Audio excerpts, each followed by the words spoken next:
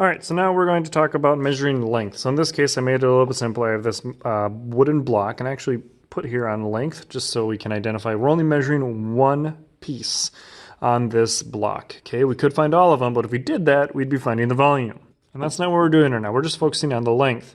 And so now for the length, let me get this expo marker out of the way here.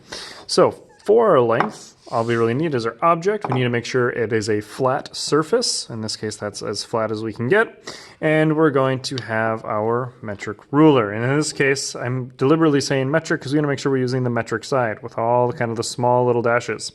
If we use this other side, we're measuring in inches. We do not want to do that. So make sure we're using the side here. And it's going to be marked with this mm. Now with this, that does not mean we're measuring in millimeters. You might be thinking, oh, I know what mm is, that's millimeters.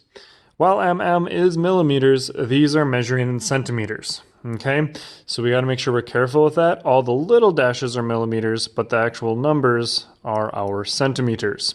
Again, we can remember that because, so for me, it's about my pinky is about 1 centimeter. For you guys, it's probably about your thumb maybe. My thumbs are a little bit bigger.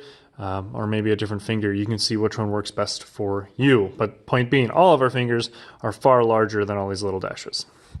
Okay, so when we're measuring, a couple things we have to be really careful for.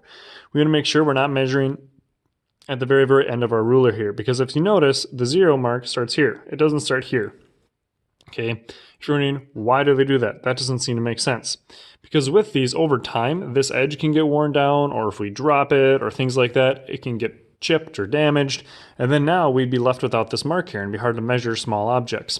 So we do this as kind of a protective thing, and it's easier to kind of line that up as well. And now with these being transparent, so we can see through them, that's really, really helpful. So now if we take our object, and then we measure it, well, yes, we're going to measure it, but we line it up. So we're going to take that first dash and get it right up on that edge, as close as we can get.